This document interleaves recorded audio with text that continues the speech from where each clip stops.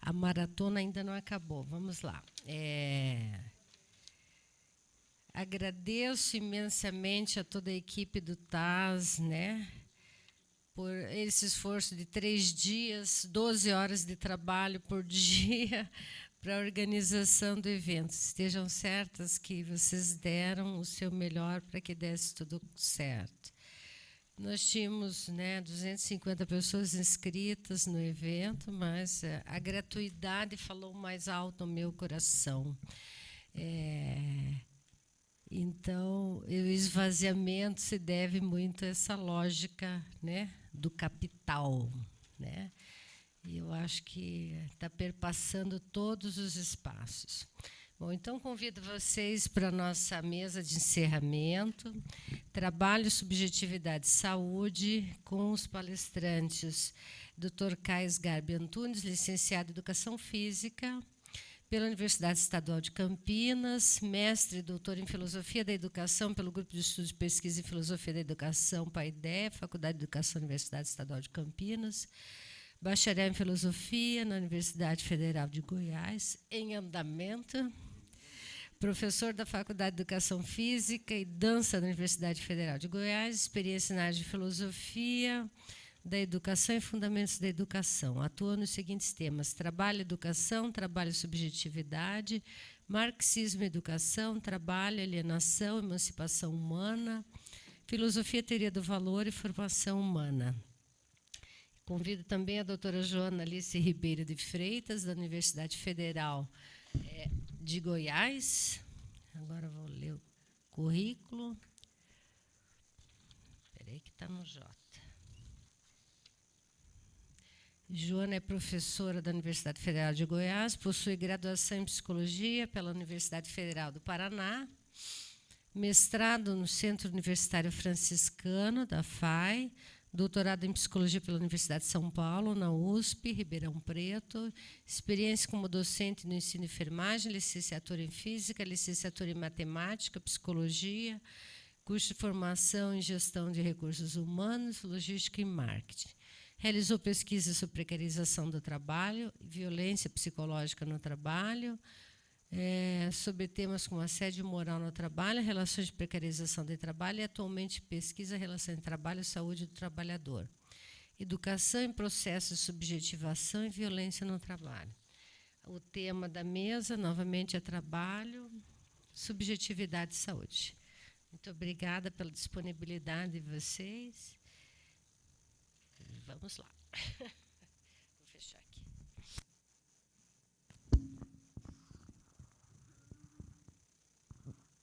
Bom, pessoal, boa noite. Eu espero que vocês aguentem acordadas até o final dessa última palestra. Que... Vocês vão ter um PowerPoint? Não, não. A gente vai no gogó. Bom, quero agradecer a presença de vocês aqui, né, guerreiras que estão aguentando essa jornada intensa de trabalho, né, desses 3 dias de trabalho. E, bom, a gente combinou, eu e o Caio, de tentar vencer essa discussão de uma maneira que fique, né, interessante para vocês. Mas, antes de começar, eu só queria, além de agradecer o convite da Sara, eu queria dizer que eu fico muito contente de estar aqui, não só pela participação no evento em si, mas eu fico muito feliz de poder voltar aqui a essa casa. 20 anos depois, eu fui aluna aqui, então é uma alegria imensa, né? A gente conversou muito ao longo dos 3 dias sobre processo formativo, né, o papel da educação, e, enfim, a teoria que é o fio condutor desse evento nos auxilia a pensar sobre isso, a fazer reflexões, inclusive, sobre esse papel contraditório da escola. E gostaria de dizer, então, que é uma alegria muito imensa de voltar para esse lugar aqui, que foi o lugar que, para mim, foi um divisor de águas no meu processo formativo. Enfim, acho que é interessante que ainda que com as suas contradições, eu consigo perceber que eu consegui descobrir aqui, que, a partir desse lugar aqui, enquanto aluna, que o mundo era muito maior do que aquilo que eu conhecia. Então, ser docente hoje, né, ter passado pela pós-graduação e ser docente hoje, estar aqui hoje enquanto pesquisadora é uma coisa que, inclusive, me emociona. Bom, não vou me delongar nisso, não.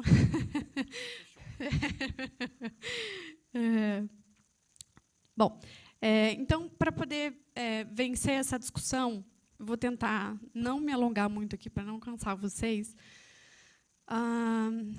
Eu queria primeiro fazer algumas definições aqui, trazer alguns elementos que algumas coisas já foram discutidas, né? Então, quando a gente fala por último num evento, tem as vantagens e as desvantagens, né?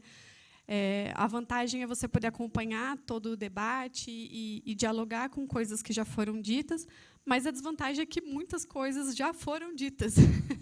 Então, a minha ideia aqui é tentar não ser repetitiva, então eu vou passar um pouco mais rapidamente em relação a algumas coisas, mas acho que é interessante fazer algumas definições aqui, né? E aí, se for necessário, a gente aprofunda depois. Então, o nome da mesa é Trabalho, Subjetividade e Saúde, e eu acho que é importante demarcar aqui que, para nós, né, para a nossa vinculação teórica, para as discussões que a gente desenvolve, há um entrelaçamento que ele é intransponível entre trabalho, subjetividade e saúde. Então, da minha parte, por exemplo, né, que estudo mais especificamente saúde e trabalho, né, a partir da perspectiva da saúde do trabalhador, não é uma escolha relacionar saúde e trabalho, mas é uma compreensão de que esses dois temas não podem ser discutidos em separado. Então, eu não posso discutir saúde como algo que paira, como algo que não está relacionado com um chão histórico. E aí, para além disso, eu acho que o evento é um evento que foi permeado por muitas discussões por dentro da psicologia, né, com várias pessoas da psicologia fazendo parte da mesa aqui, das mesas. Então, pensando nisso, eu acho que seria interessante fazer alguns apontamentos com relação à concepção de sujeito que a gente compartilha aqui. Eu vou fazer uma discussão, né, como eu disse, permeada especificamente a partir da psicologia, mas o Caio, do seu lugar teórico, das suas discussões, também vai fazer coro comigo, né? Eu acredito. Espero que sim.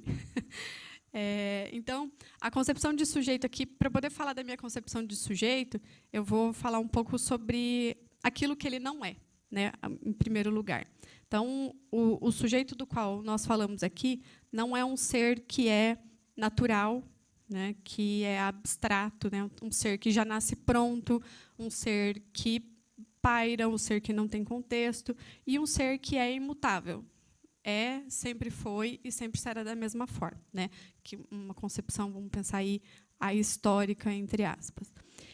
O que ele é?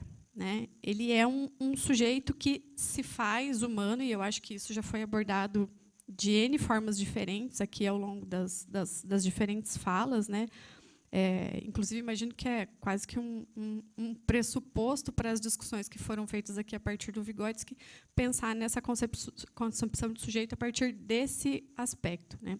Então, esse sujeito ele se faz humano, ele se constitui humano a partir da inserção num determinado contexto que é concreto e que é histórico. Então, eu acho que uma das grandes... nós somos herdeiros, né, do Vygotsky, em específico, e do Marx, antes disso.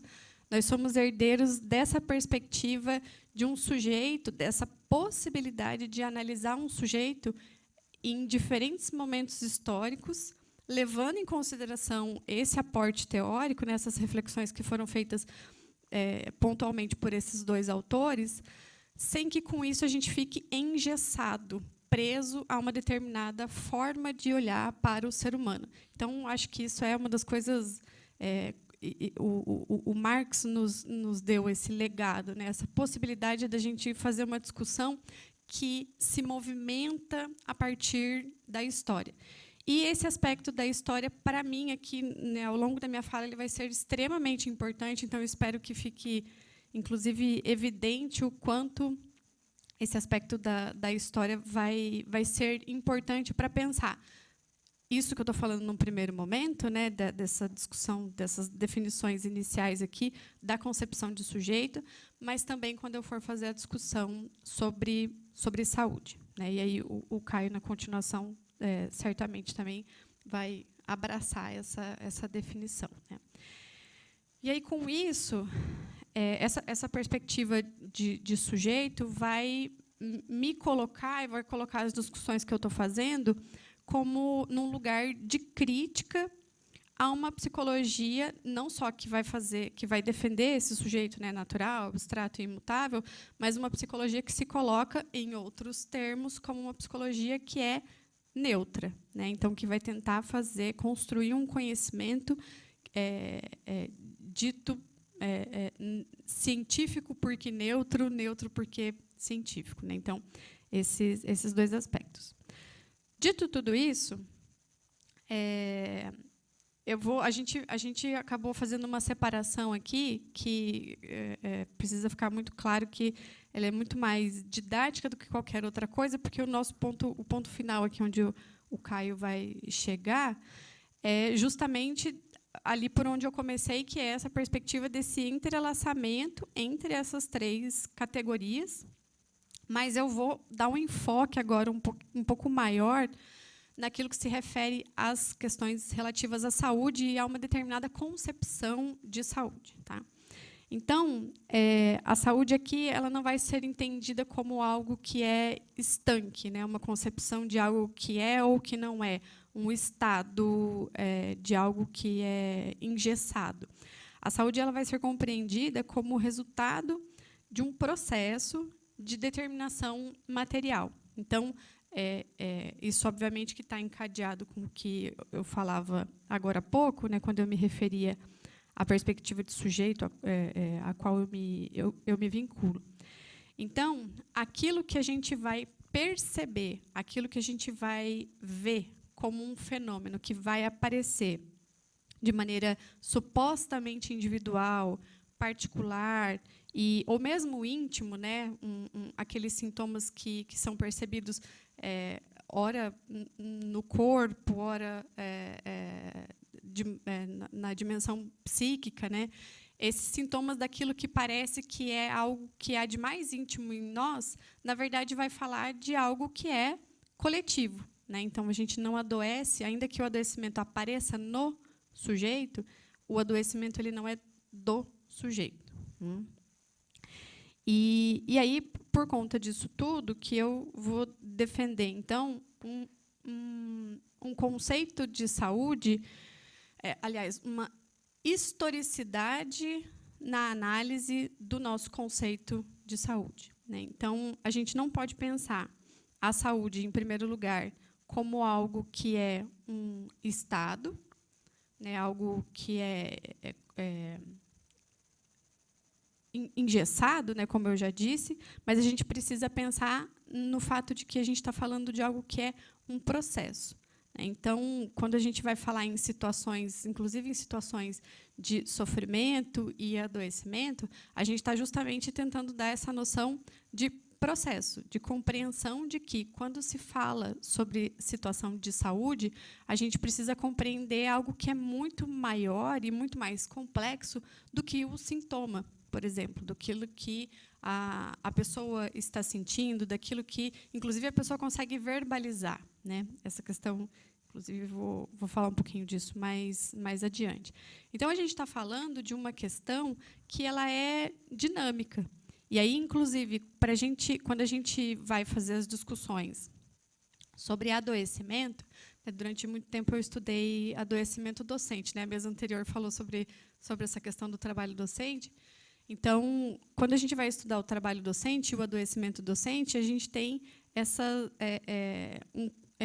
um conjunto, entre aspas, característicos de sintomas que aparecem, de diagnósticos que aparecem, mas falar disso é falar de algo que é o que está na dimensão da aparência, daquilo que é visível, que, como eu disse, vai dizer respeito a um processo e que, muitas vezes, inclusive, vai perpassar a vida do sujeito antes mesmo de se transformar em adoecimento. Então, quando a gente pensa a situação do sofrimento, trabalhos que envolvem situações de sofrimento, a gente está falando desse processo e a gente precisa compreender, então, que quando a gente fala de saúde, para além de compreender essa discussão a partir de uma perspectiva dinâmica, é compreender que a gente precisa discutir, que a gente precisa entender a saúde antes mesmo, compreender o processo, né, saúde e doença, antes mesmo do aparecimento, por exemplo, do adoecimento, enfim, seja de que forma que ele se manifeste.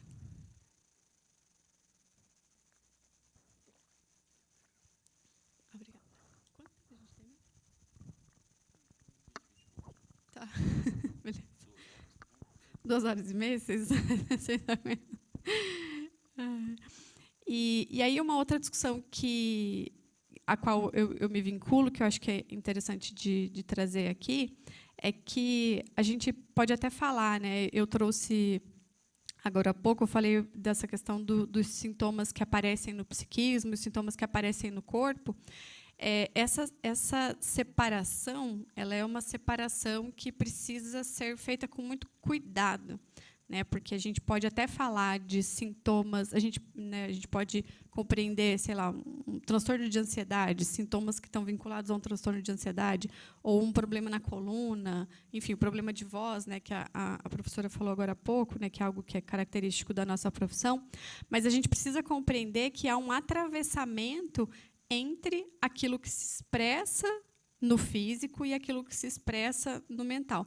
Então, não dá para a gente compreender dessa forma separada. E aí, isso, em alguma medida, isso enfecha essa discussão, né, que eu estou aqui muito rapidamente tentando trazer dessa perspectiva de compreensão de um processo, né? Então, se vincular a essa discussão dessa forma é complexificar e complexificar e até, às vezes, complicar, né? É compreender que, quando a gente vai fazer uma discussão sobre saúde, por exemplo, a gente está fazendo discussão de algo que tem um intrincamento de elementos que, às vezes, inclusive, não são evidentes ali para a gente, e de sintomas que, por exemplo, às vezes vão aparecer no corpo. Acho que teve uma das palestras ou de ontem ou antes de ontem, em que foi falado, né, sobre aquilo que a forma como as emoções elas acabam sendo expressas no corpo, né? Então, coisas que vão aparecer no nosso corpo sendo reflexos, em alguma medida estando relacionadas com as emoções. Então, acho que esse é um aspecto interessante da gente entender, né, de ilustrar aqui, para compreender essa relação e para compreender que é impossível fazer essa separação, e essa separação ela pode aparecer, ela pode estar nessa dimensão da aparência, mas a gente precisa ir, como sempre, muito além daquilo que está ali na aparência, daquilo que a gente consegue ver, né? E aí eu queria chamar a atenção, né, para compor com essa discussão que eu estou com esse conceito de saúde que eu estou defendendo aqui, queria dialogar com a mesa de ontem, que falou sobre morte e adoecimento no trabalho, na qual ali, os 3 colegas que fizeram as discussões, em alguma medida, eles problematizaram, trouxeram a necessidade, né, problematizaram aquilo que a forma como se concebe a discussão sobre saúde, e nos auxiliam a partir dessa discussão de que, quando a gente vai falar de saúde, a gente precisa entender essa mútua determinação entre as condições de vida, de moradia, de transporte, educação, questões culturais, questões étnicas, questões de gênero. Então, mais uma vez, considerar a complexidade desse fenômeno e considerar, e aí, de novo, eu volto ao ponto inicial da minha fala, que é a necessidade dessa relação, desses diferentes aspectos, para a gente compreender por que as pessoas adoecem, do que as pessoas adoecem e como que as pessoas podem ou não, estão ou não se mantendo saudáveis, né? No nosso caso, ultimamente, muito menos saudáveis do que qualquer coisa. E aí acho que é interessante, tem 2 exemplos aqui que eu acho que são interessantes de se trazer. Um deles é do Ramazzini, que foi um médico que ele escreveu um livro em 1700. E, nesse livro, se eu não me engano, o nome do livro é Do que adoecem os trabalhadores.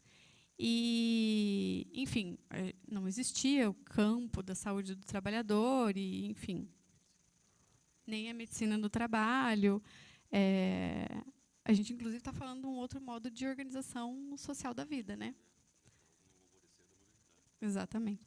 Então, e na abertura do livro, ele vai dizer o seguinte: se você quiser saber, quando você recebe uma pessoa no seu consultório, né, ele médico, quando você recebe uma pessoa no seu consultório e que está adoecida, a primeira pergunta que você precisa fazer para essa pessoa é: qual é a sua ocupação?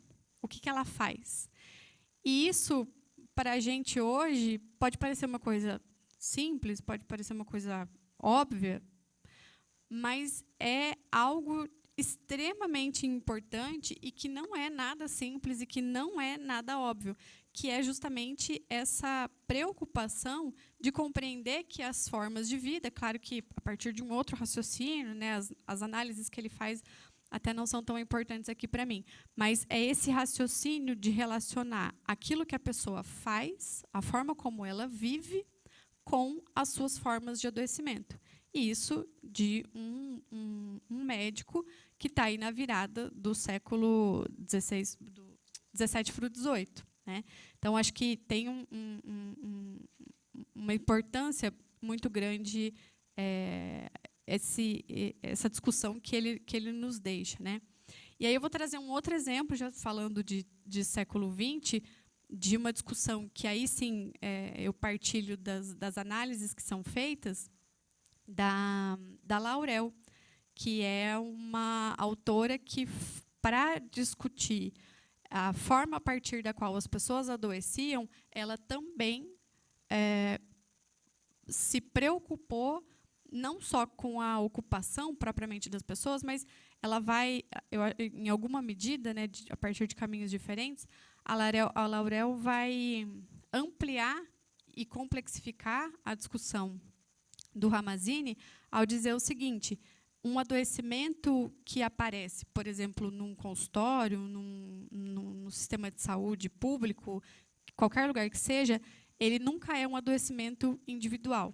Né? E isso retoma a discussão que eu estava fazendo anteriormente. Então, o adoecimento que se expressa nessa dimensão individual precisa ser visto como inserido numa coletividade. Então, para eu compreender esse processo de adoecimento, eu preciso entender, e aí, semelhanças com o Ramazzini, eu preciso entender o que essa pessoa faz, eu preciso entender a sua ocupação, eu preciso entender quais são os aspectos de desgaste, enfim. Aí ela vai ter todo um campo de análise aí sobre o qual eu não vou detalhar. Então, tudo isso para dizer, e aí vou tentar me encaminhar para o final, que já deu 20 minutos, tudo isso para dizer que, para assentar aqui o chão de um aspecto que é um pilar de sustentação da minha argumentação, é de que diferentes momentos históricos vão determinar, e aí determinar a partir de múltiplas determinações, não é uma determinação de relação causal, mas vão determinar essas diferentes formas de adoecimento.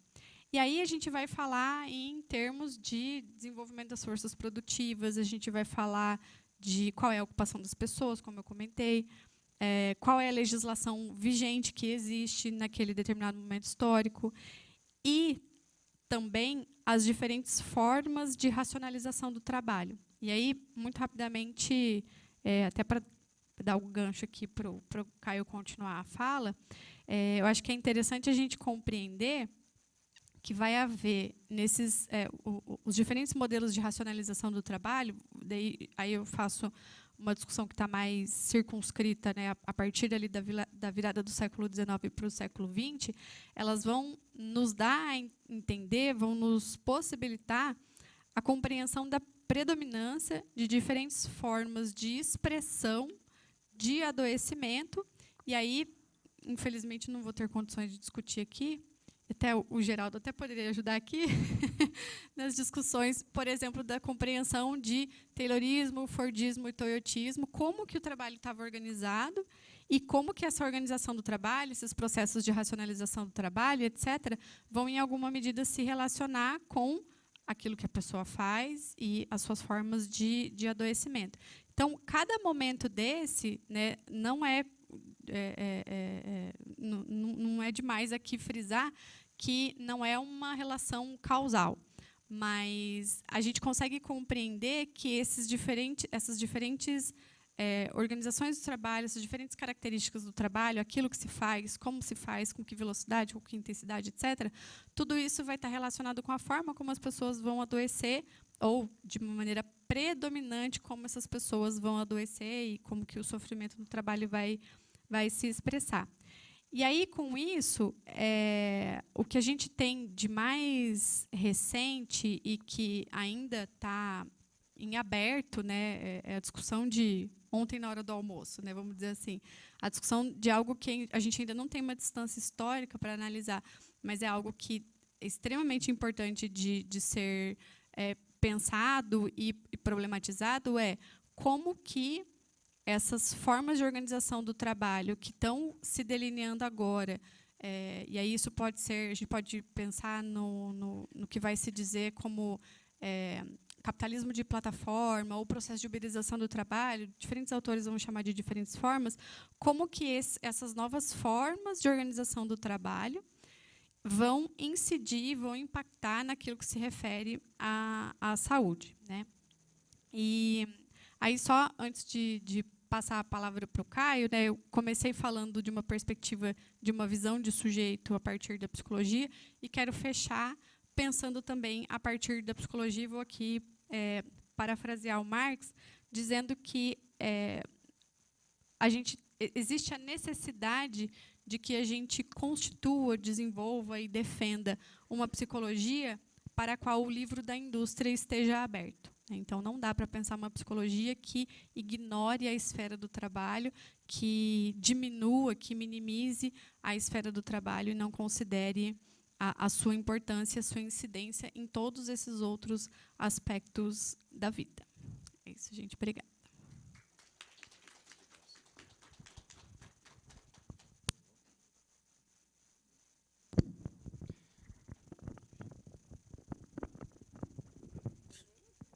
Alô, alô, alô, teste. Tá funcionando, não? Bom, boa noite para todo mundo, né? Mais uma vez, agradeço a todas as pessoas e a pessoa que está aqui, né? Heroicamente resistindo a uma sexta-feira à noite, né? Não é, muitas das vezes, não é muito dia estar debatendo teoria, ou pelo menos não fora do bar. Né? E brincadeiras à parte, para a gente ir direto para a nossa prosa, eu queria começar agradecendo, em primeiro lugar, né, a Sara, pelo convite, e a Bruna, que foi quem tratou comigo, né, foram as duas pessoas que trataram comigo, e, em nome tanto da Sara quanto da Bruna, a todas as pessoas, né, que participaram da organização do evento, que estiveram presentes no evento, e que, de alguma maneira, compõem e dão vida, né, vida para essa universidade. Queria saudar o Geraldo, meu grande camarada Geraldo, né, é uma figura pela qual eu tenho um carinho afetivo enorme e uma admiração intelectual imensa, né? Sempre um prazer estar contigo, meu querido. Lembro aqui também o nome do meu querido Pedro, que não está aqui, teve que resolver problemas de ordem literalmente material, mas também fica aqui a minha menção. Né? E, por fim, dizer que essa nossa fala aqui, ela é um produto coletivo, né? Nós, Joana e eu, junto com outras 4 pessoas, coordenamos um grupo de estudos, chamado Grupo de Estudos Capital e Teoria do Valor. Esse grupo se reúne online, né, se reúne virtualmente, toda semana, e nós lemos linha a linha o livro 1 do Capital, debatendo, discutindo, cotejando traduções, cotejando com o original, tentando nos aprofundar tanto nos elementos fundamentais da teoria do valor, quanto no método e no sistema do Marx, à luz da discussão de pessoas de todos os campos e com vários níveis de leitura, né? O grupo é aberto, toda e qualquer pessoa interessada em participar é altamente bem-vinda, conversa comigo ou com a Joana aqui depois da atividade. Bom, né, a Joana falava aqui de algo que, se nós fôssemos, né, brincar de verter ou de transliterar para o marxistês, nós poderíamos chamar de uma individualidade social. Do ponto de vista do Marx, ou do marxismo, do bom marxismo, né, porque tem muito marxismo porcaria, o sujeito social, e dá para falar em indivíduo já na época do Marx, não dá para falar em indivíduo na Grécia. Tá? Tudo bem, havia pessoas, havia sujeitos, seres humanos individualmente falando, mas a noção de um indivíduo como alguém indivíduo, alguém que se basta a si próprio, é algo que a modernidade inaugura e, né, fortalece, e que nossa modernidade, né, atual, não me recuso a chamar ou de modernidade líquida, se bem que o Bauman talvez tenha razão com o derretimento das calotas polares, mas não era o que ele queria dizer, né? Aliás, tomara que ele morra afogado primeiro, né? No nosso atual momento da modernidade, esse indivíduo ele tornou-se a fragmentação de si próprio, né? A noção de indivíduo é tão potentemente universalizada que, a ponto, né, de uma figura da estatura política e intelectual da Margaret Thatcher, dizia que não há sociedade, apenas indivíduos. Mas não dá para falar indivíduo lá, mas dá para falar já no Marx. Marx fala em indivíduo social. O que é o indivíduo social? É aquela pessoa que individualmente só se forma socialmente. Não há como separar a nossa singularidade, aquilo que nos é mais profundo, do momento histórico, do contexto histórico, da época histórica e da classe social no interior da qual nós nos constituímos como pessoas. Essa individualidade social, obviamente, se desdobra naquilo que a Joana falou, que é, inclusive, a forma como nós vivemos, a forma como nós amamos, a forma como nós transamos, a forma como nós comemos, a forma como nós adoecemos. A nossa relação social com a vida se dá individual socialmente, social e individualmente. Porque é tão somente nós, como seres singulares, por meio dos nossos processos de realização, do processo de trabalho, quando nós transformamos a natureza, quando nós nos relacionamos com o mundo exterior a nós, a nossa singularidade, a nossa subjetividade se objetiva nos processos de trabalho. O bom e velho exemplo da água. E quando nós nos relacionamos com o produto objetivo material, coisal, sachlich, né, para quem gosta de brincar com o alemão, da nossa ação, e nos vemos na forma de um produto, consumimos, vestimos, lemos, quando nós objetivamos nossa subjetividade num objeto, e esse objeto se lhe defronta conosco, nós, portanto, depois de objetivarmos nossa subjetividade, subjetivamos essa objetividade. E nesse processo de objetivação da nossa subjetividade e subjetivação da nossa objetividade, nesse processo de sair e entrar da nossa vontade para a coisa, da coisa para a nossa vontade, mas a coisa não é só coisa, a coisa é produto da ação humana, portanto, é o ser humano em forma exterior. Isso aqui, se fosse produto do meu trabalho, era o Caio na forma de um objeto externo. Neste processo de interiorização e exteriorização, nós vamos nos constituindo como seres humanos, vamos constituindo a nossa humanidade social e individualmente, portanto, a nossa socialidade, que é social e individual da totalidade dos seres humanos conjuntamente existentes. Nesse processo de objetivação da subjetividade, subjetivação da objetividade, ou, em uma única palavra, em um único conceito, nessa individualidade social, é que nós vamos encontrar as formas concretas por meio da qual, ao longo da história da humanidade, esse processo de saída e entrada, né, de extrusão e internalização, vai se dando. Se nós pegarmos, né, as 4 grandes formas por meio das quais a humanidade se organizou, até onde temos condição de dizer, desde seu início, nós temos as primeiras formas, né, de organização social, que a gente poderia aqui, com algum cuidado, chamar de formas comunais. Depois disso, nós vamos ter uma grande quebra, ou um grande momento, um grande momento divisório com a sedentarização dos seres humanos.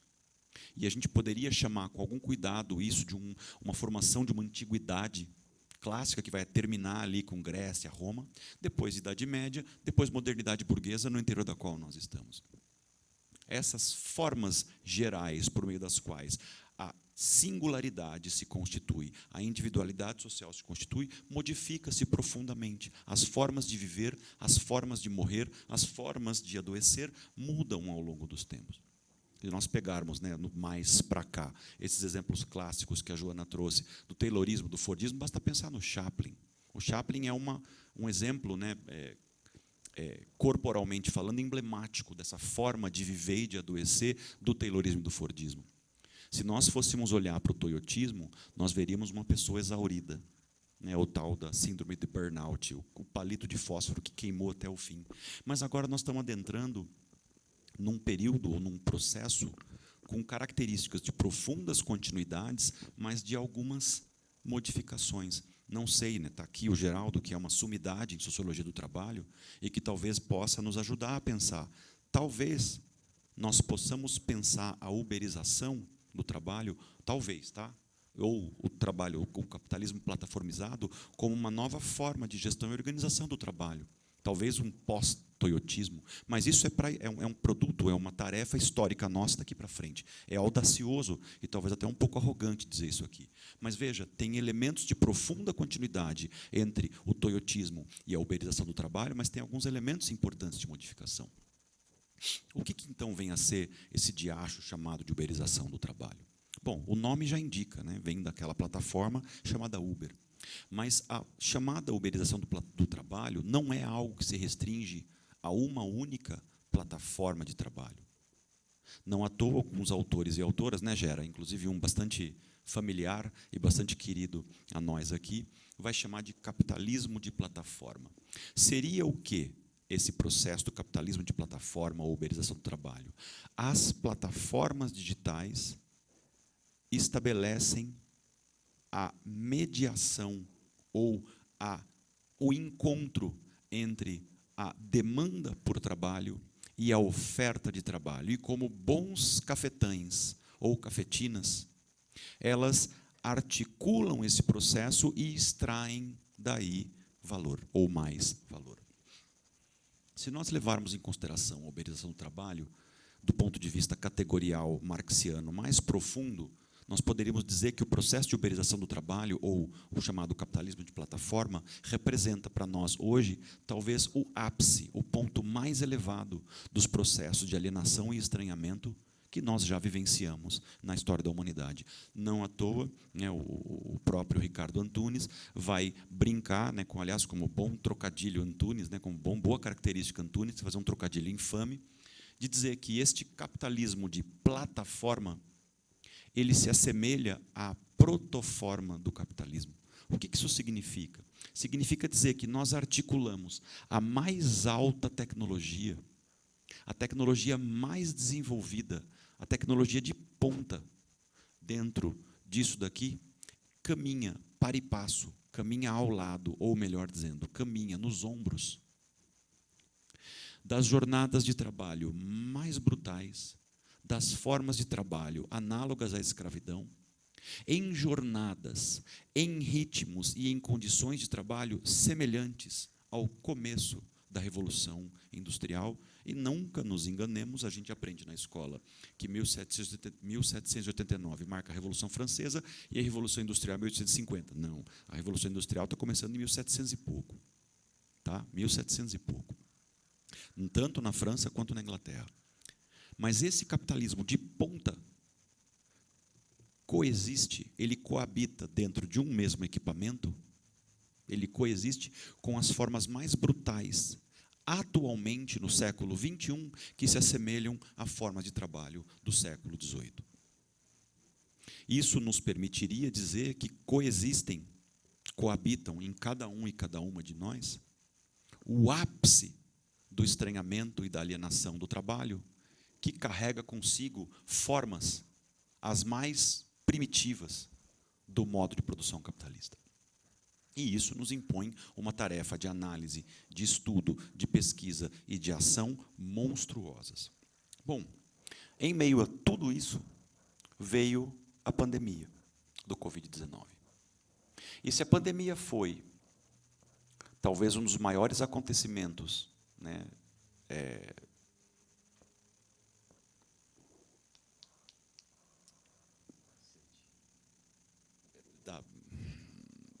epidemiológicos da história da humanidade, para o modo de produção capitalista e para o sistema do capital, a pandemia foi uma dádiva divina, foi um presente dos céus.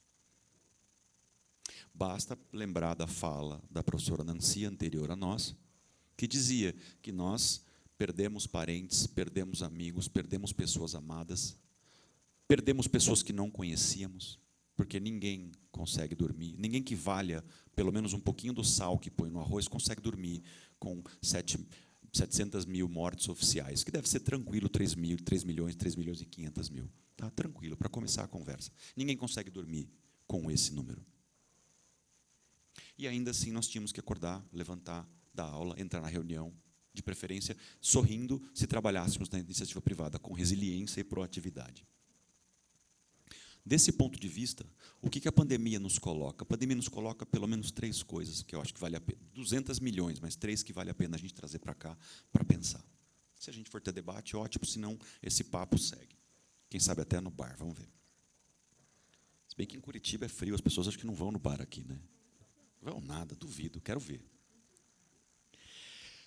A pandemia significou, de um lado, e veja, não são só essas questões, mas de um lado, eu só quero trazer 2. De um lado, uma modificação no ritmo, na dinâmica, na intensidade e, obviamente, também no grau de adoecimento da classe trabalhadora em exercício. Nós, classe trabalhadora, tivemos que nos adaptar a um novo ritmo de trabalho que tinha de dentro dele excluído o tempo de deslocamento, tinha dele excluído toda uma economia ou toda uma parcela de custos de produção que o capital, seja ele por meio da sua faceta privada ou da sua faceta pública, tinha de investir. Veja, as universidades, quando pararam, demitiram vigias, equipes de limpeza, equipes de cozinha, economizaram com água, com luz, com telefone, com papel higiênico, com o raio que o parta. Quem gastou com isso? Quem arcou com isso? Nós. Cada um e cada uma de nós teve que comprar uma cadeira melhor para não explodir a coluna. Teve que comprar um fone de ouvido melhor para não ter. Eu usava, no começo do processo de isolamento, dando aula, eu usava aqueles foninhos de celular. Por conta da vibração daquele foninho, eu desenvolvi uma inflamação na ATM, que eu não conseguia mastigar. ATM, vocês sabem o que é? Articulação temporomandibular. Eu não conseguia mastigar. Eu estava com sobrepeso, ainda bem que eu emagreci, diria o resiliente. E se eu pudesse falar que não estivesse sendo gravado, eu diria, vá para a casa do caralho, como diriam os portugueses. Você sabe o que é caralho? Caralho é aquela cestinha que fica em cima do mastro dos navios, que o cara grita lá em cima, terrorista, lembra? Pois é, aquilo é o caralho. Quando você manda alguém para a casa do caralho, a pessoa vai ficar lá balançando, ela vai vomitar as tripas. Eu diria para a pessoa que diz isso, poxa, mas você emagreceu, parabéns. Não, parabéns, el caralho. Viu? Não é palavrão, tá? É só uma cestinha de vime ou de palha. Quando eu quiser falar caralho, é outro sotaque, vocês vão perceber a diferença. E eu falo palavrão, tá, gente? Inclusive, o Aristóteles falava também, tá bom? Então, eu posso. O Aristóteles falou, eu posso. A pandemia, de um lado, significou isso, uma alteração no ritmo de trabalho da classe trabalhadora em exercício. Mas, e temos uma criança aqui entre nós, até tem que tomar cuidado com o que eu falo, né? Eu vou falar cestinha. Ainda bem. Vai para a casa da cestinha, eu vou dizer então. A pandemia significou para as novas gerações um processo formativo. Essa molecada passou 1 ano e meio enfiada em casa, na frente de uma tela. Isso é processo de adestramento in loco para o capitalismo plataformizado. E eu não vou entrar no caso dos adoecimentos das crianças. Eu tenho 2 filhas, uma com 14 e uma com 12. A minha filha de 14, quando voltou para a aula, seja virtualmente, mas depois presencialmente, tinha 10. Ela relatava crianças de 9 anos tendo crises de pânico e ansiedade na sala de aula. Uma criança de 9 anos tendo crise de pânico. Isso é emblemático dos nossos tempos. Agora percebam o processo formativo do capital na sua plenitude acontecendo. Essa geração está pronta para o trabalho de plataforma, sem necessidade de adestramento posterior, de treinamento posterior.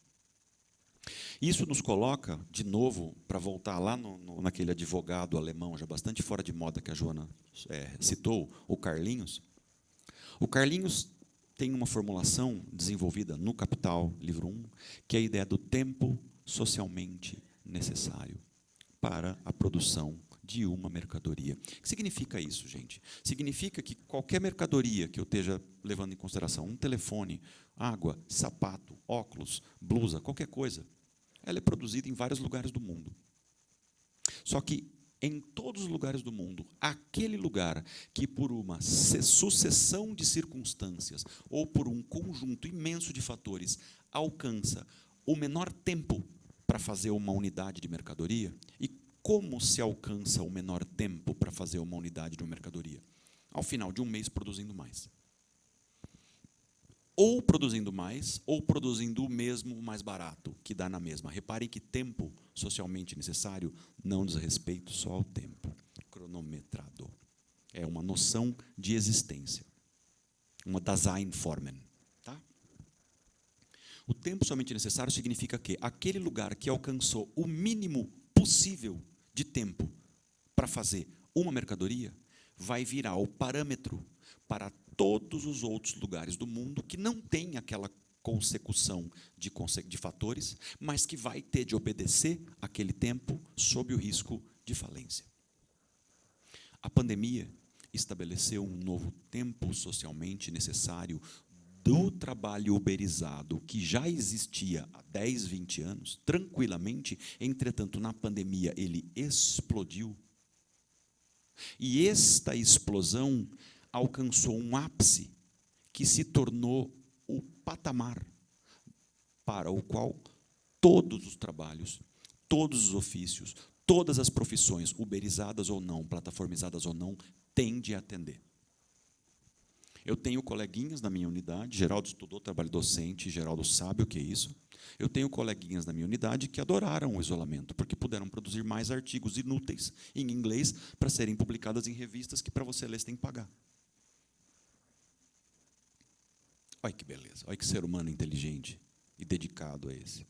Só que, frente a isso, que ganhou o status de um novo tempo socialmente necessário para a produção da vida, produção e reprodução da vida, ou seja, o trabalho uberizado é a mola, ou é o sarrafo, já que eu sou da educação física, eu vou usar uma metáfora esportiva, é o sarrafo que todo mundo tem de alcançar, mesmo que não tenha a mesma condição, mesmo que engravide, mesmo que desenvolva ler, mesmo que desenvolva síndrome do pânico, mesmo que não tenha condição de ter um plano de internet ou more num lugar que, por uma circunstância, os planos de internet não chegam, não interessa, se vira, diz o capital.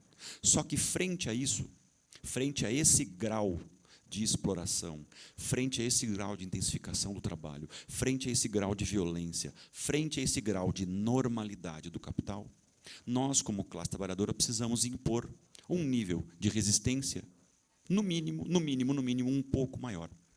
Como fazer isso? Essa pergunta que não quer calar. Agora, os próprios entregadores e entregadoras estão fornecendo algumas pistas, estão mostrando algumas alternativas.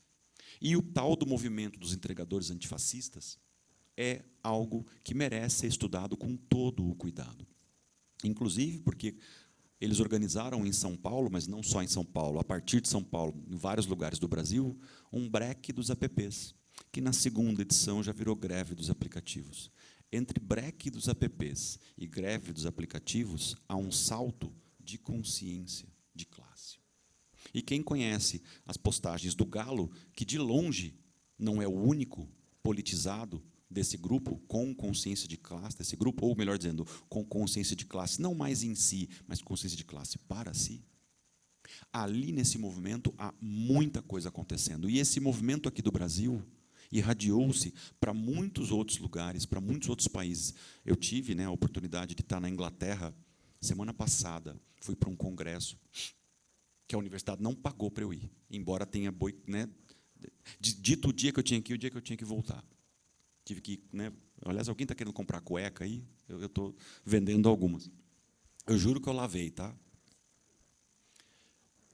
Participei de uma manifestação pró-Palestina com mais de 1 milhão de pessoas, e lá estava o sindicato dos entregadores dos motores de aplicativo do Reino Unido, a partir de uma luta importantíssima, porque aqui o trabalho por aplicativo é muito mais espraiado, ou deu metástase na vida social, muito mais do que na França, na Inglaterra. Entretanto, lá ele tem também se alastrado com muita velocidade, e lá estava o sindicato, nós conversamos com as lideranças do sindicato, conhecemos a luta dessas pessoas, tem textos sendo publicados aqui no Brasil sobre esse movimento. E se o capital mostra, no fim do túnel, uma luz, a luz da resiliência, a luz da proatividade, essa luz que o capital nos mostra, na verdade, é um trem vindo na contramão. Mas os entregadores antifascistas, que não tardam a se autodenominar entregadores anticapitalistas, mostram uma outra luz no fim do túnel, que é uma tocha. Ou, como diria, né, o próprio Galeano, as barricadas que abrem o caminho. Essa tocha que nos incendeia a necessidade de nos articularmos, não apenas como trabalhadores docentes, trabalhadoras docentes, não apenas como professores e professoras, mas como classe trabalhadora. Porque, sem isso, nos resta ficar esperando a chamada do aplicativo para ver que aula que eu vou dar amanhã. E que mundo a gente quer para as novas gerações. Sara e Nancy tinham razão. Não vai ser a nossa geração que vai ver isso, mas a nossa geração tem a obrigação da luta. É isso, gente. Falei demais.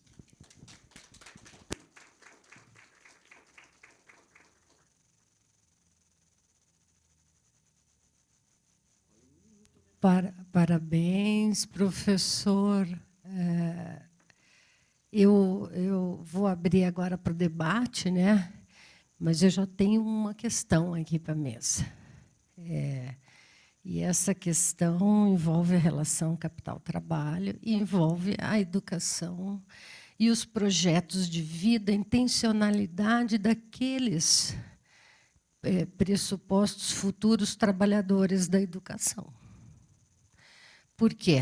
Porque nós temos um processo seletivo aqui no PPGTE e, assim, a educação é o melhor dos mundos. Não, eu preciso fazer o mestrado, eu preciso fazer doutorado, eu preciso me qualificar para o trabalho, né?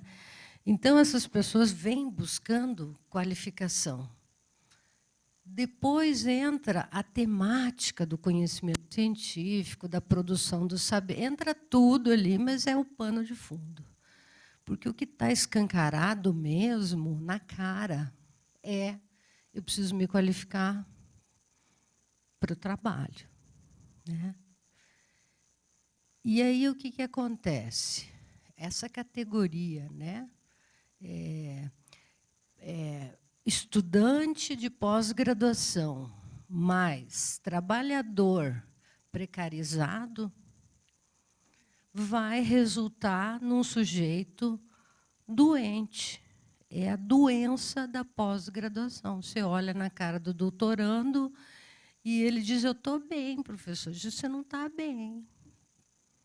Eu estou vendo, você não está nada bem.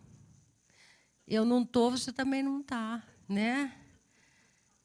E aí o doutorando vem e diz, não, eu estou bem, eu estou aqui, né?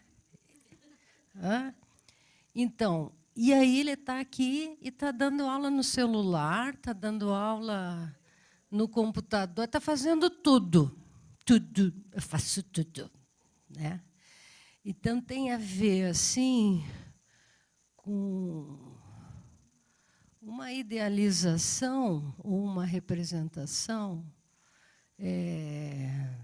subjetivamente apropriada, né, desse guerreiro, né, Davi, que vai derrubar o Golias com uma pedrinha. Não é assim, né? Então, a gente, para fazer frente a isso, tem uma coisa chamada bolsa.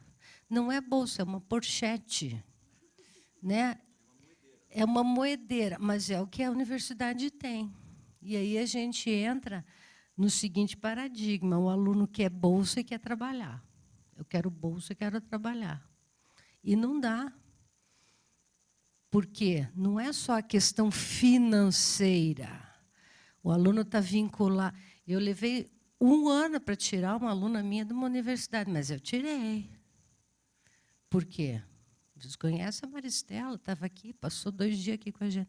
Porque eu olhava na Maristela e dizia, querida, não dá doutorado e ser coordenadora de curso, você escolhe. Não dá, você vai ficar doente. E eu não vou no teu enterro, né? Então, é isso que eu queria, assim, que vocês debatessem um pouco, qual é o valor da pós-graduação hoje na subjetividade do aluno que está querendo entrar, né? E não é só um ganha-ganha, você entendeu? Essa qualificação para o trabalho, ela é um ganha-perde, você tem que saber lidar com ela, não é só ganha-ganha, você tem que estar disposto a abrir mão. Por que eu digo isso? Fiz meu mestrado só com bolsa, comia miojo todo dia. Né? Fiz meu doutorado só com bolsa, pedi a conta, de novo, sessão do miojo e ovo. Né? Mas, assim, parece que as pessoas não estão a fim de abrir mão de algumas coisas, né? Em busca... Né? Tem um sociólogo que tem uma frase que eu gosto, do toicinho, né? Aquela idealização da superqualificação, porque ela nunca vai atingir isso. Né? Sempre vai estar sujeito em falta, né? Uma subjetividade que está devendo alguma coisa. Era isso. Bom, alguém mais quer fazer alguma questão, gente? Um bloco, que daí, professor João, obrigada. Professor Geraldo.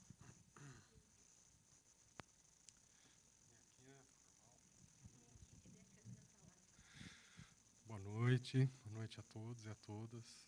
Né? Obrigado pela apresentação.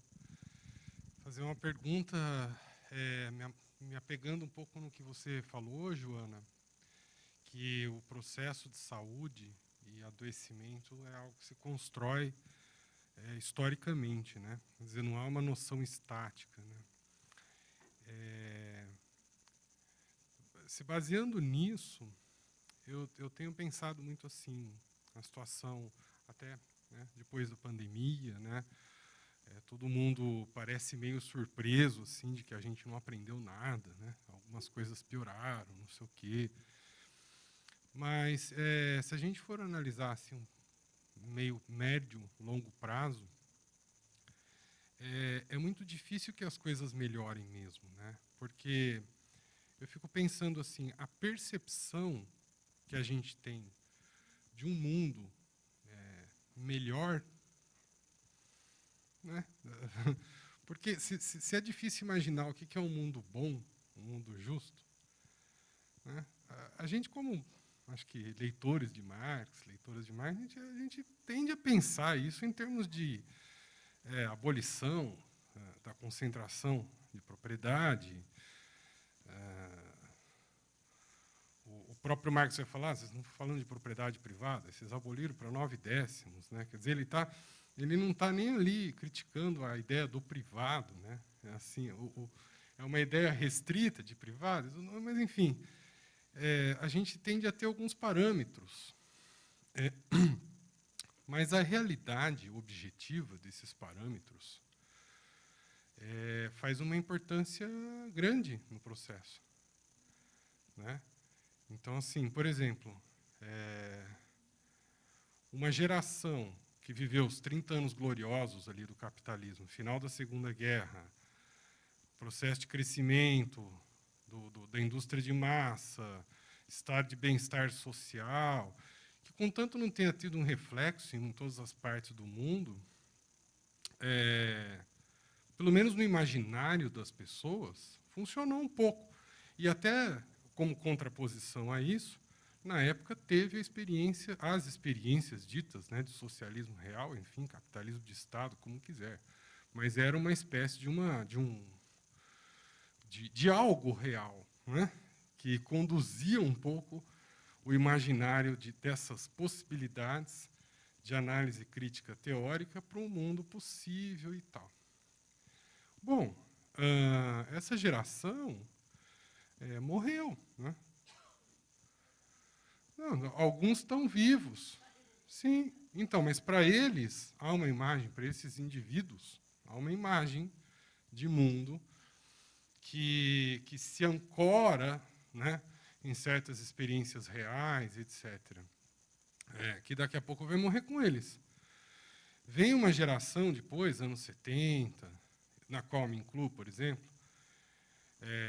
que meio que assim, estava brincando de carrinho, de boneca, enquanto o muro lá da Alemanha caiu, a União Soviética abriu para o mercado, a China começou a se locomover para o capitalismo, né? E aí veio os anos 90, viveu o neoliberalismo no Brasil, junto com essa redemocratização meio esfarrapada, já veio junto com privatização, ataque ao ensino, etc., mercantilização brutal mesmo da vida, né? Viveu tudo isso.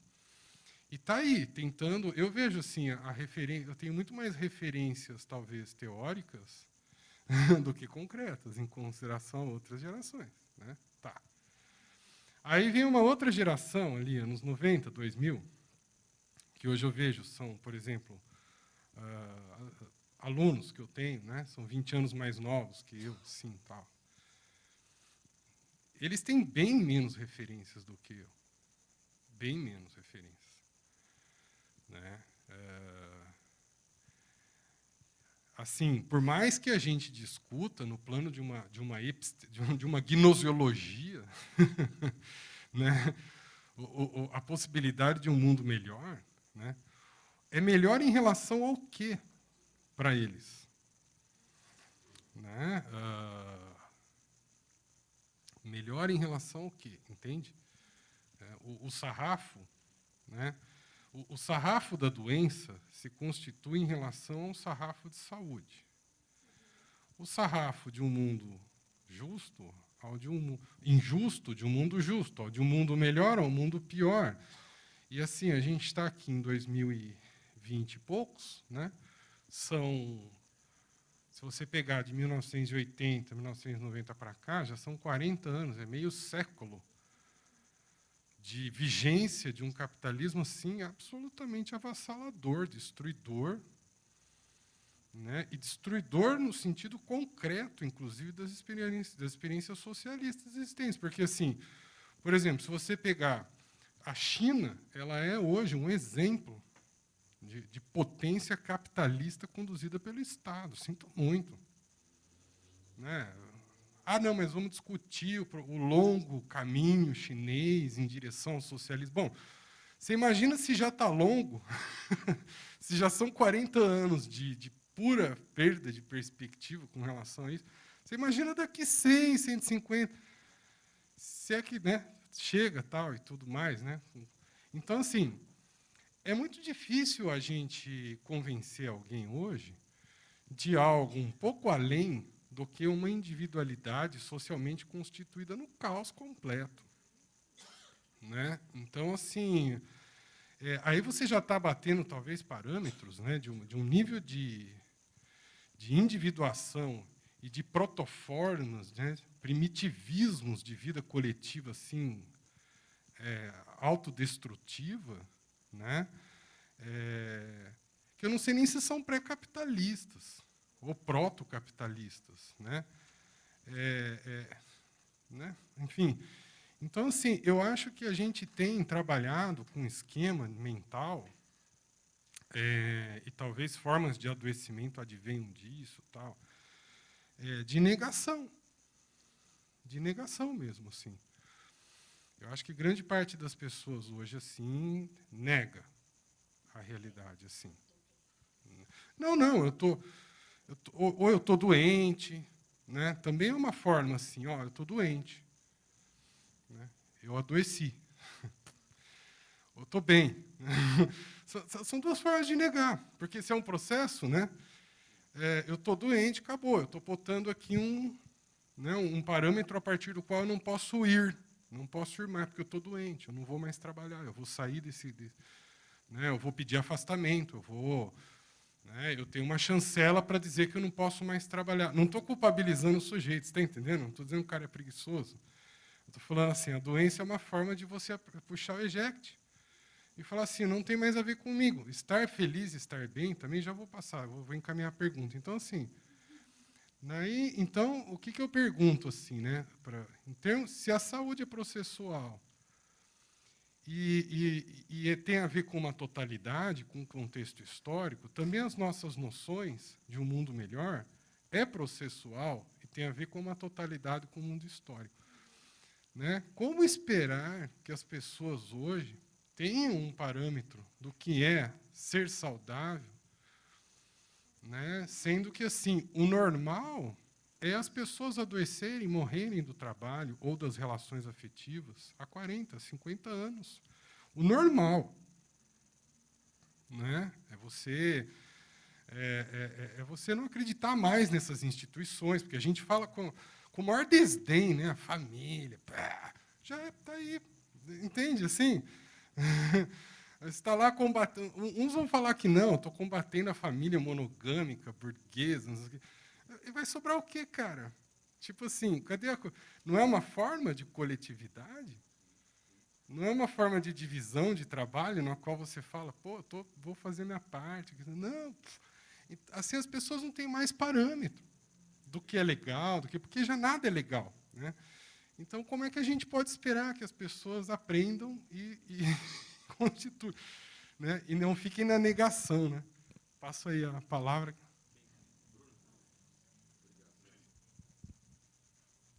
Eu vou fazer mais um comentário mesmo, porque eu trabalho como psicóloga no Sistema Único de Assistência Social há 16 anos, numa prefeitura pequena do litoral aqui do Paraná. E durante o período da pandemia eu não fiquei isolada, né? Eu fiquei trabalhando em visitas domiciliares, principalmente, para evitar até que as famílias, né, em situação de vulnerabilidade fossem até o equipamento público, mas a gente também, isso foi inevitável, né, fazia filas de 50. Eu tenho outra colega aqui que também é psicóloga de um CRAS e que conhece essa realidade. Então, a gente não viveu muito essa... A gente escuta, né, os professores, né, aqui comentando sobre essa realidade do isolamento, mas para nós foi diferente essa vivência, né? E principalmente com medo de contaminar as pessoas, né, que a gente atendia, e as pessoas em situação de muita pobreza, sem água, luz, e o básico, assim, né, para sobreviver. E aí, quando eu escuto assim, essas importantes reflexões que vocês estão trazendo aqui,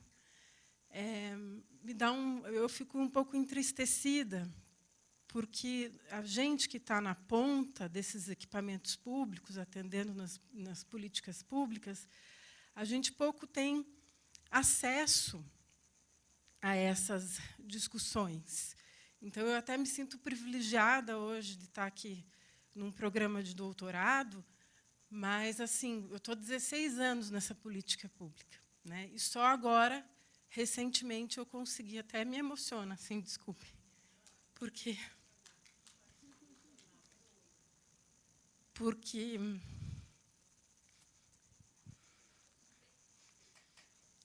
é muito difícil.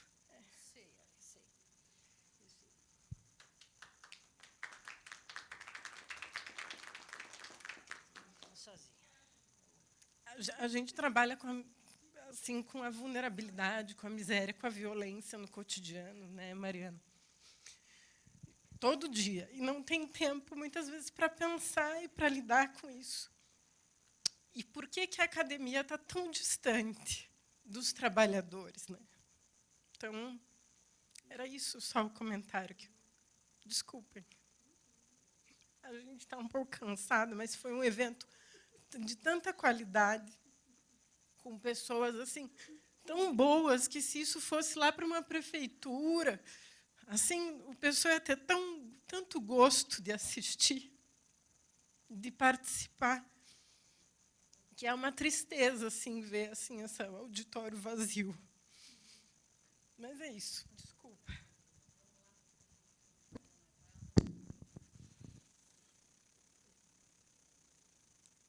Bom, eu vou tentar.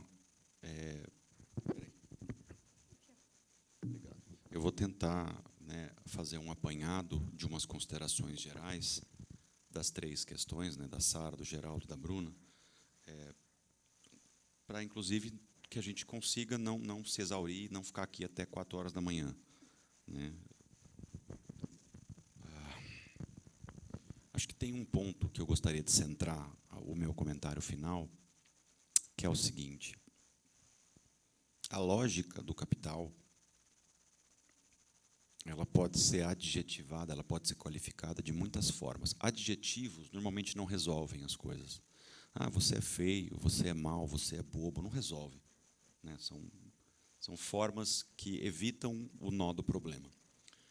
Ainda assim, eu vou para algumas adjetivações para tentar dizer o que eu quero, e aí depois eu vou para o fundamento da questão.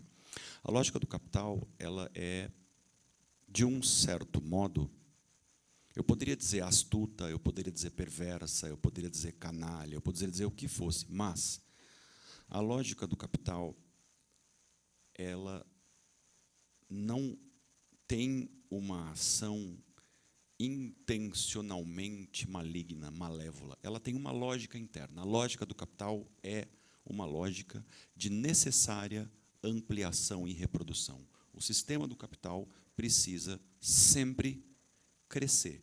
Não interessa se não tem mais para onde e não tem como. Foda-se. Tem que crescer. Às custas de quem for, às custas do que for. Aliás, está calor em Curitiba, né? Impressão minha ou fez 12 graus aqui, vocês quase morreram cozido? Deu. Tem lugar que está fazendo sensação térmica de 59.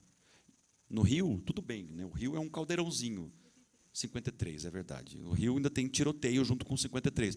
Mas está fazendo 50 graus, 48 graus na Europa, no sul da Europa, que, ainda que seja a parte mais quente da Europa, não faz isso. As custas são essas. A lógica do capital é tal que, para se reproduzir, ela precisa a tudo envolver.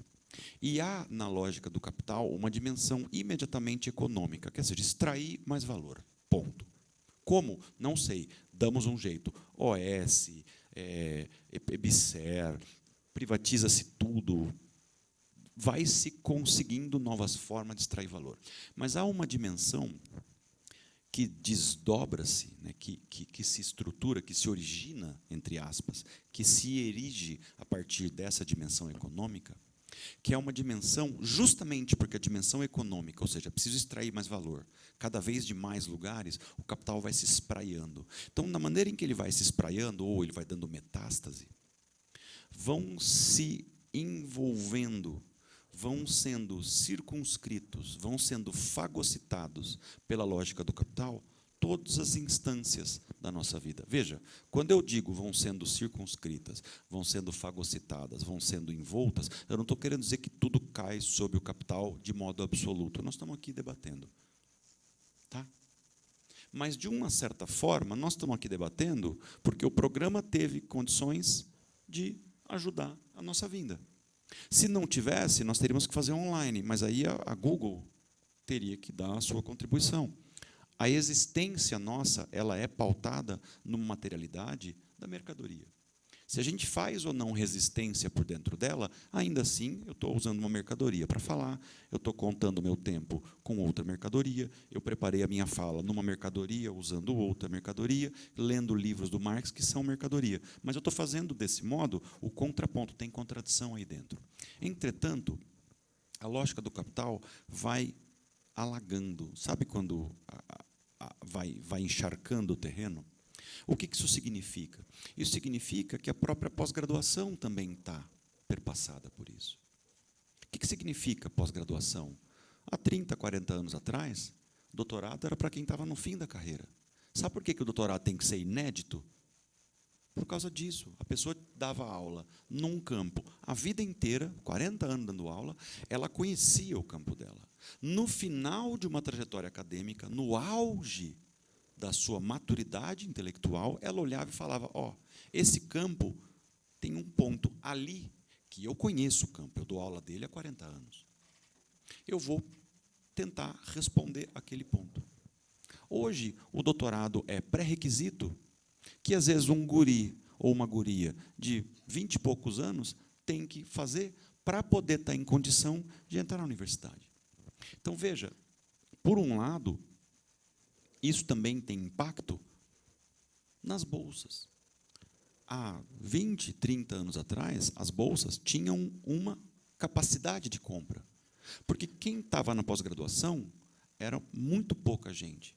A universidade, naquele período, pública, ainda era a universidade que educava os filhos da elite. O salário dos professores naquela época era muito alto. Porque um professor universitário que ia educar os filhos da elite tinha que falar várias línguas, tinha que conhecer o mundo, tinha que conhecer museu. Por quê? Porque ele tinha que, bourdieuanamente falando, elevar seu capital cultural ao nível da classe que ele tinha que atender. Quando a universidade vai sendo ocupada por outras classes, o salário do professor cai, porque o nível de formação dele não precisa mais ser aquele. A bolsa não é mais aquela, porque quem está pleiteando a bolsa não tem mais aquele nível de exigência de vida. Uma bolsa hoje de doutorado, das boas bolsas de doutorado, é praticamente impossível de garantir a vida. Uma pessoa que supra a própria vida, que tenha que pagar aluguel, água, luz, telefone. E não estou nem dizendo quem tem família, tá? Estou dizendo só para si. Uma pessoa que vive nessas condições não consegue sobreviver apenas com uma bolsa. Ou, se consegue, é uma sobrevivência muito apertada. Não à toa, todo mundo aqui que prestou seleção foi orientado ou orientada a, quando perguntassem, e aí, você vai querer bolsa? Você responde assim, eu vou tentar a bolsa, mas eu consigo fazer sem. É ou não é? Sabe por quê? A lógica ficou tão perversa que, se você disser, eu preciso de bolsa, as pessoas vão olhar e falar assim, bom, não vai ter bolsa para todo mundo, então vamos reprovar essa pessoa na seleção, ela é boa, mas vamos reprovar, porque se ela entrar e sair porque não tem bolsa, ela prejudica o programa. Veja como a CAPES organiza uma lógica no interior da qual todo mundo, não é que todo mundo entra, não é que a gente adota essa lógica. Essa lógica é implacável. A CAPES avalia os programas dessa forma. Qual é o ponto? Nós enfrentarmos essa questão do ponto de vista de como se fossem escolhas, ou seja, eu caio, então eu vou escolher fazer doutorado só com a bolsa, ou eu vou escolher... Não é uma questão de escolha individual. Não é uma questão de sentido subjetivo do meu trabalho. Existe uma dimensão material que é inescapável, em relação ao qual eu tenho que me adequar. E se eu tenho algum aparato familiar que me permite ou trabalhar apenas com a bolsa, ou estudar, largando os meus trabalhos, ou mesmo sem bolsa, é uma coisa, mas não é a realidade de todas as pessoas que entram. Da mesma forma, isso se adequa, ou isso é possível fazer um paralelo e pensar o isolamento. O isolamento não foi igual para todas as pessoas, ou a possibilidade de isolamento não foi igual para todas as pessoas. Houve aquelas pessoas, como é o caso de vocês duas, que eram aquilo que se chamava de linha de frente. Os profissionais ou as profissionais da saúde. Né? Até eu sou um desses. Né? Deu para ver, professor de educação física. embora eu não estivesse atuando em academia, em ginástica, essas porcarias, porque eu nunca atuei com isso. Houve uma contrapartida das pessoas. Veja, a gente mora em Goiás. O isolamento lá durou menos de 2 semanas. A vida voltou ao normal, com as caminhonetes tocando sertanejo, em menos de 2 semanas. Tá, eu chamo caminhonete de síndrome do pênis diminuto. O quão maior é o carro, vocês entendem a brincadeira. Tá? Exatamente, a compensação é óbvia.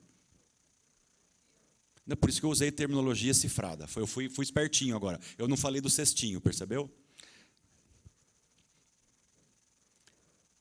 Mas houve aquelas pessoas, em especial não, também trabalhadores de aplicativo, que se ficasse em casa um dia, porque pegou Covid, perdia corridas no dia seguinte. Então, teve muitas pessoas, isso está em relatos em muitas pesquisas, entregadores que foram trabalhar com Covid. Porque se não fosse, ficasse em casa 1, 2, 3 dias por causa da doença, para não contaminar, ou 7, 8, quando voltasse para o aplicativo desligaria aquelas pessoas. Ou então mantinha ligada o aplicativo, mas sem dar corrida. Vejam como tem uma dimensão que extrapola, que transcende a escolha individual. É um confronto entre a materialidade do capital e a nossa capacidade subjetiva de ação. Ainda mais se ela for tomada individualmente. E aí, caindo para a questão do Geraldo. Por um lado, Gera, eu tenho inteira concordância contigo. De geração em geração, a questão se modifica, os parâmetros se modificam.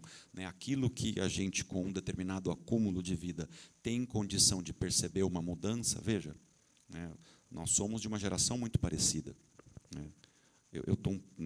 Nós temos mais ou menos a mesma data de fabricação, embora eu tenha dormido no sereno e rodado na estrada de terra. Você rodou em melhor asfalto do que eu. Mas veja só, por um lado, o tempo de vida permite a observação de um ciclo de mudança e a percepção na velocidade dessas mudanças, que é diferente da gente em relação à geração dos nossos pais. Entretanto, ainda com isso,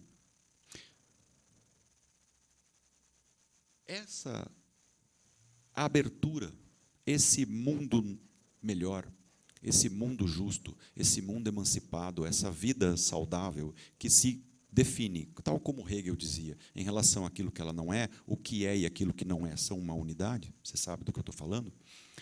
De um determinado ponto de vista, se nós formos, inclusive, partir da formulação marxiana, mesmo ela não se constituiu em vista de algo posto como um exemplo concreto.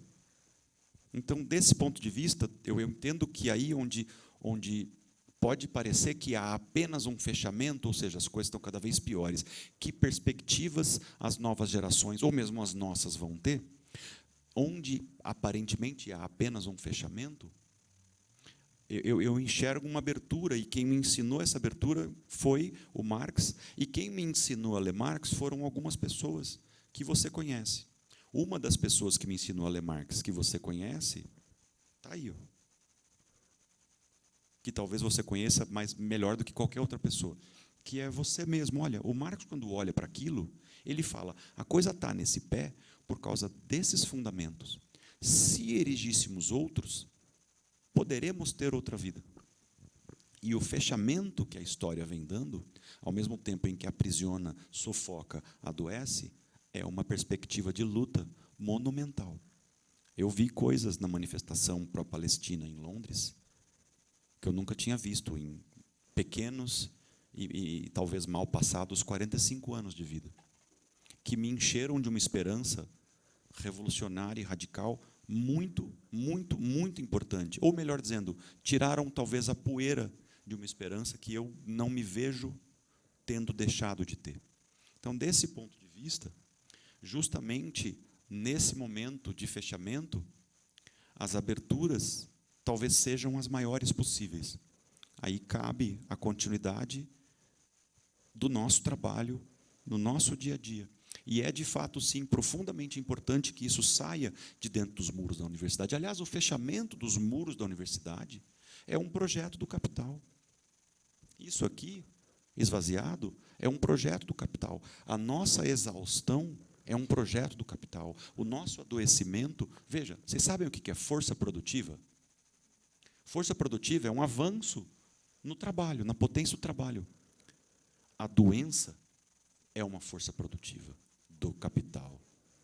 Costas tortas de tanto ler, retina descolada, hérnia de disco, ler, pânico é uma força produtiva do capital. Como que nós buscamos confronto a isso? Óbvio, nós precisamos de cuidado individual, nós precisamos de determinados aparatos, mas nós precisamos encontrar pares. A merda é que na universidade não tem pares. Também não tem nem ímpares. A universidade tem só números primos. Sabe o que é número primo? Aquele que é divisível só por si e por um, que dá si. Ai, que merda. É a CAPES. Sabe qual é o slogan da CAPES? CAPES Just Do It. Igualzinho da Nike. Qual é o ponto? Aqui é um momento de alento. É óbvio que quando a gente ouve uma formulação como essa, a gente fala, opa, é grande a brincadeira. É o pessimismo da crítica do Gramsci. Mas ele só faz algum sentido aliado ao maior dos otimismos da vontade. Afinal de contas...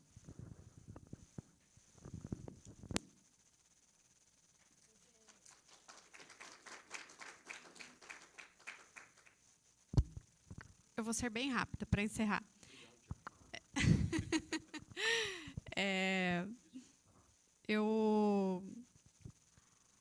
Eu acho que eu devia ter falado antes do Caio, porque ele acabou para cima, né? E eu acho que eu não vou ter essa condição. Porque... E aí, por isso, inclusive, que eu não quero me alongar na resposta aqui. Mas eu acho que, de maneiras muito diferentes e passando por caminhos muito diferentes, eu percebo uma unidade na fala da Bruna, do Geraldo e da Sara. E aí, por que eu digo que, né, o Caio deveria ter falado depois? Porque, para mim, que a fala de vocês está permeada de aspectos de uma precarização da existência. E essa precarização da existência ela vai aparecer na pós-graduação, ela vai aparecer naquilo que a gente coloca como ideal de uma idealização daquilo que deveria e poderia ser feito, aquilo que deve ser alcançado, essa ideia à la toyotismo, de uma polivalência, né, de eu preciso ter condições de fazer tudo, eu preciso ter condições de fazer pós-graduação e me manter trabalhando, porque eu estou fazendo as duas coisas, fazendo o currículo e ter vida social e ter relacionamentos afetivos.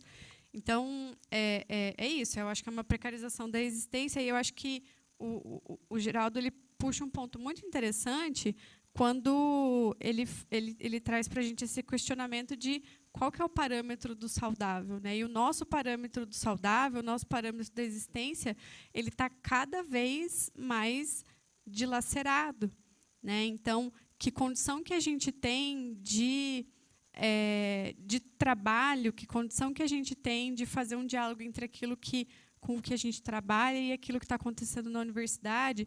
Então, assim, é isso. Eu não vou gastar o tempo de vocês para ficar aqui chorando as pitangas, porque é isso. Eu me sinto impactada por aquilo que vocês falam a partir dessa perspectiva, dessa precarização da existência. E aí eu acho, eu não vou poder oferecer isso para vocês hoje. Então, lembrem do que o Caio acabou de falar.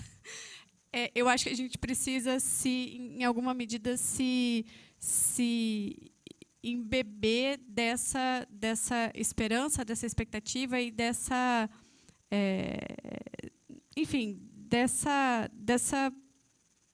tentativa de modificação e de ver a tocha, né, que vai incendiar aquilo que está posto e não só a luz que está vindo no fim do túnel contrária a nós, né? Desculpa, gente, essa finalização, mas muito obrigada. Joana. De pé, ó, vítimas da fome, porque a pizza chegou.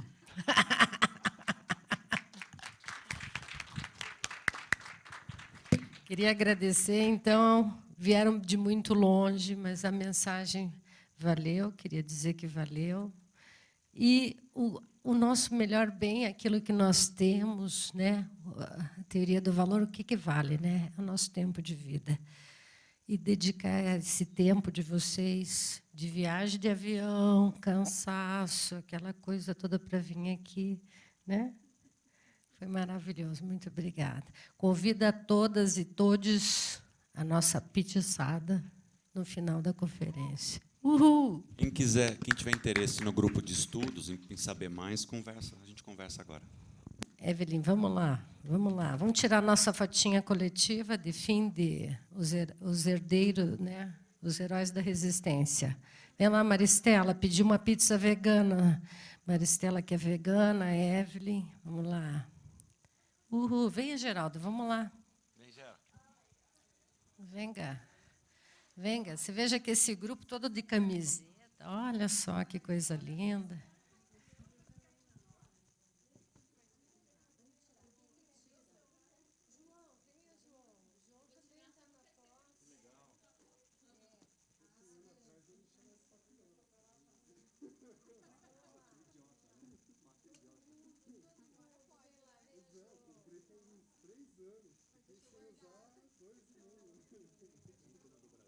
Vamos tirar a fotinho de encerramento. Vem cá, todo mundo.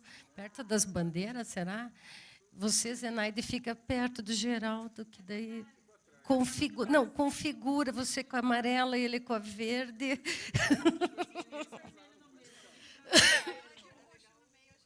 João, veja lá. Paula, veja aqui.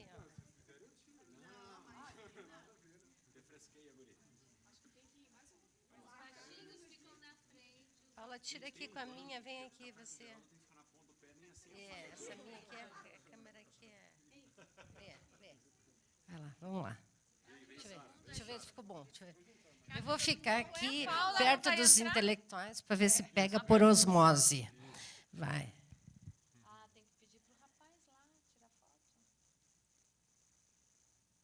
Venha, Paula. Helder já foi, só tá os estagiários lá. O nosso amigo do Congo, vem aqui tirar uma foto para nós, querida. Por favor. Ele é do Congo, esse menino. Estava falando com ele. É, do Congo. É a segunda maior floresta do planeta, depois da Amazônica, no Congo. Aê! O negócio aqui é internacional. Uhul.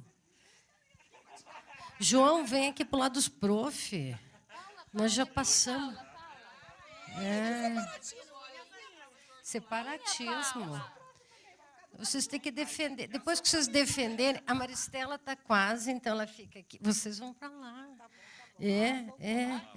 Aqui os quatro. Todo mundo fala assim, revolução. Revolução. De pé, vítimas da fome. Aê!